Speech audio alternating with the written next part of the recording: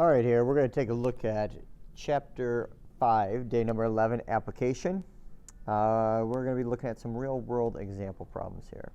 So first problem here has Lisa Carr figures that it costs her 22 cents a mile to drive her car, plus a fixed monthly cost of $230 for the car payments. Therefore, her monthly cost for owning the car is a function of the number of miles a month she drives it. Well, this is really important here because this is saying her monthly cost for owning the car is a function. So what we're saying there is that depends upon the number of miles a month she drives it. Well, as we take a look here, first thing it says write the equation, and we're going to define our variables. So we're going to say let x equal, and we are looking at what we talk about as our independent variable here. And as we look at our independent variable, this is the number of miles a month she drives the car. We're going to also have to define our dependent variable, or our output here. So y is going to be this part here, which is the monthly cost of owning the car. I'm going to be specific here and remind myself I'm going to talk about that in terms of dollars, and this up here we're talking about miles. So when I want to write the equation, I come back to the top and I recognize that they are telling us that it costs 22 cents per mile to drive the car. So this is going to be my rate. And I also have this part over here, which is the cost is $230, and that's a fixed monthly cost. And that being a fixed monthly cost is going to give me an initial value or initial amount. So what that helps tell me is that if I have one rate, I know that I'm going to be looking and writing it as y equals mx plus b. So it's going to be y is equal to, my rate was $0.22 per mile. We're going to multiply that by how many miles we drive, and then we're going to add to that 230.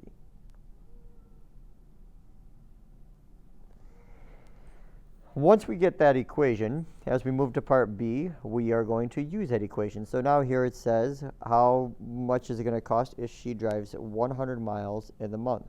So what I know here is that 100 miles is an x value. So I'm going to let x equal 100, and I plug it into this equation here, where I get y is equal to 0.22 times 100 plus 230. This is going to be y is equal to, this is 22 plus 230, which tells me that the cost is $252 for the month.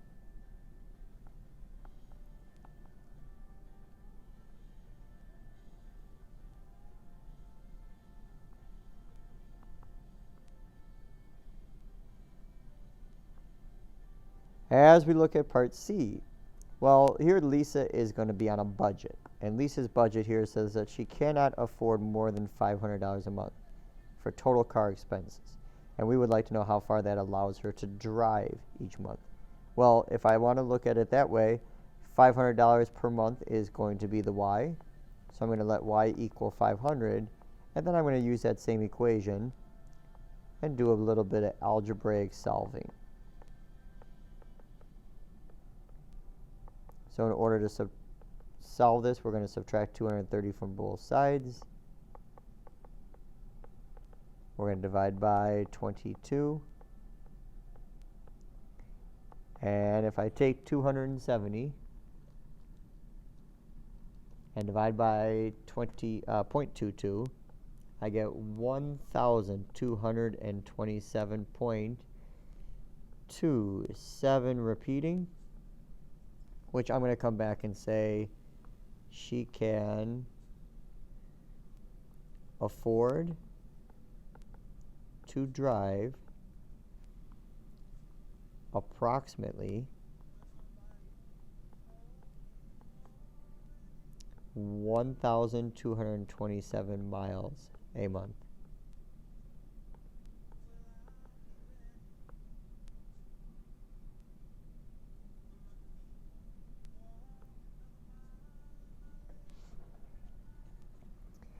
All right, next thing we're going to do here is take a look at, it says sketch the graph of this function. Well, we know that we would like to label our axes, so this is the number of miles driven each month. And then this over here is the cost. And if you're not sure where these are coming from, I'm going to mark them back up here in part A, but it's how we define our variables. So this is the monthly cost.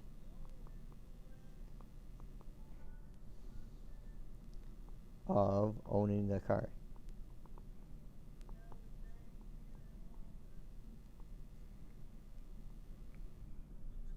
Wow, that's not great.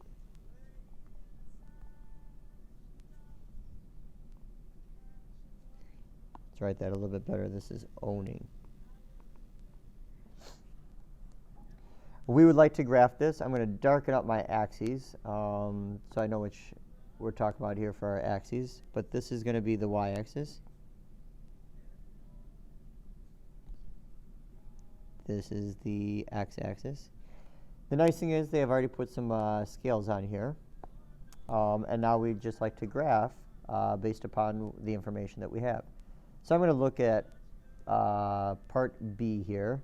And I'm going to recognize that in part B, oops, it's a little bit too thick. I noticed that in part B, we would let 100 be the input, and we got 252 for the output. So I could plot the point 100, 252. I noticed that in part C, I got 1,227 approximately, comma, that cost was $500. And I also know, based upon my equation, if I go back up here and look at my equation that we've been using all along, is that the y-intercept in this problem is 230. I am going to need to just approximate some of these points. So 0, 230. 230 is going to be right there. It's a little bit above 200. It's definitely closer to 200 than to 300. 100, 252. 100 is going to be about here in the middle. 252 is going to be about smack dab there in the middle. And then we're going to go big here. We're going to go out to that 1,227, 500.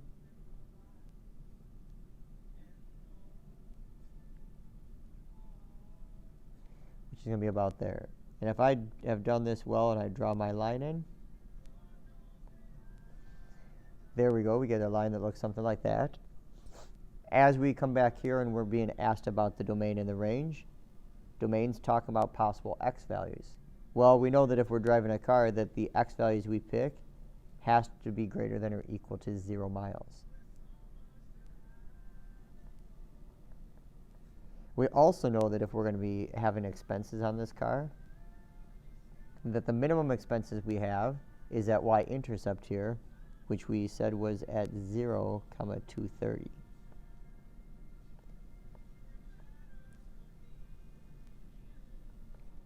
So the minimum you'd have to pay is $230.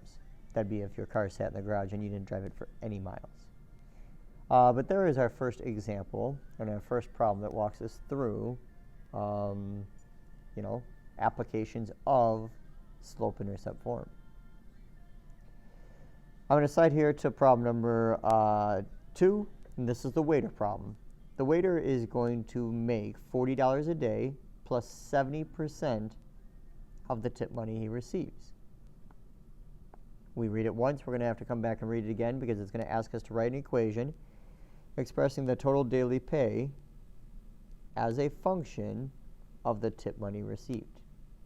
So I'm going to, again, define my variable. The tip money received is this over here, which is our independent.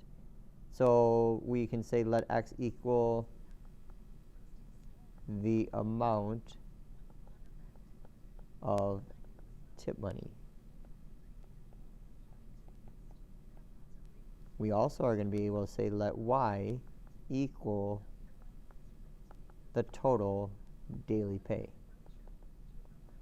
And some jobs out there, you do only receive a portion of your tips. Sometimes they go into like a general kitty.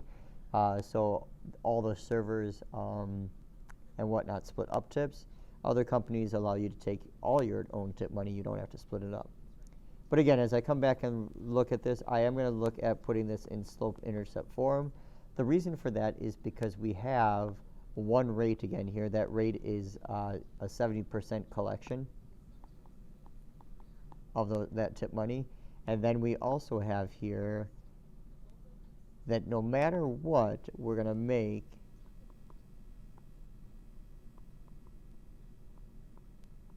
$40. So initially we're going to get paid $40, and then anything above and beyond that would be coming from our tips. So when I want to write this equation, it's going to be y equals mx plus b. The rate we said is 70%. 70% as a decimal, if we divide by 100, is going to be 0.70 times x, plus the initial amount you get paid, which is $40. And again, there we have what we're going to be using as we go through the next couple parts. In part B, it says how much money will be needed for the waiter to earn $100 for the day. Well, if we're talking about earning $100 for a day, in this problem here, we're going to let y equal 100. That's the total daily pay. And if I solve this, it's going to be 100 is equal to 0.70 times x plus 40. Once we are using this equation, we focus on our good algebra skills to help us solve for this. So first thing we did was subtract 40 on both sides. Next thing we're going to do is divide by 0.70 on both sides. And we're going to get here that x is approximately 85.71428, keeps going. So I can say the tip money needs to be approximately $85.71. And again, I'm going to round it to the second decimal place by looking at the third decimal place, because in American money, we know that the American money system allows us to measure down to the hundredths place, so the second decimal place, as we do that. All right, as we take a look at part C here, it says how much would the waiter make? So it's asking us to find y if the amount of tip money received was $57. So here we're going to let x equal 57, and it will be beneficial to have a calculator handy, because we're going to be taking 0.70 multiplied by $57, and then we're going to add to that the kind of like the base amount, which is $40. So if I do 0.70 times 57, we're going to get 39.9. Well, when I add that to 40, we're going to get y is equal to 79.9, which would mean that the waiter will make, and again, we're going to write it as two decimal places, that's $79.90. Take home. Again, if that tip money was $57. So the nice thing there is that $57 tips, even though you're only making 70% of it, it's still going to bring in an additional $39.90 on top of the $40 you already make. All right, let's talk about the graph down here. Let's label our axes. This here is the x-axis. This is the amount of tip money. We'll talk about a scale in a second. This here is the total daily pay, which is the y-axis.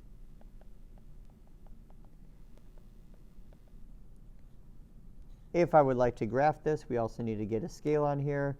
We probably don't want to count by ones, but what we do know is that there's 20 tick marks there, and in one case our x value went to about 85 here. In one case here our x value is 57. So if we want to get out to, let's say, about 100, I think that's would be fair to say. If we're going to get out to 100 and there's 10 20 tick marks. We know that 100 divided by 20 means that we're going to be counting by 5s. So that's going to go 5, 10. I'm not going to do every one. I'm going to do every other.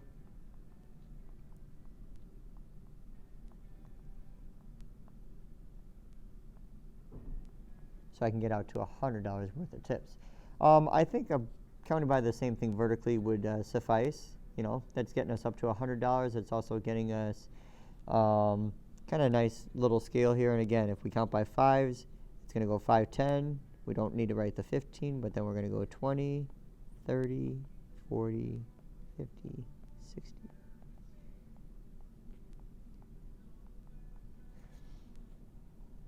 And then when I prepare to graph this here, I'm going to graph it in purple here. And we're going to reference some of the points that we just dealt with. We know that from part B that it was $85.71 approximately, and that was to make $100. We also know that if the tip money was $57, this is coming out of part C, that the take home was $79.90. And we also know that initially the y-intercept in our problem is this 40 here. So even if it's a really, really slow day at work and there is no tip money being received, the nice thing is that they are still going to make $40 for that day. So let's prepare to graph these points. Here is 0, 40. We're going to go to 57. 57 is going to be a little bit past that 55 mark, and that's going to be up at $79.90, which is going to be oh so close to 80 there. And then we also have 85.71,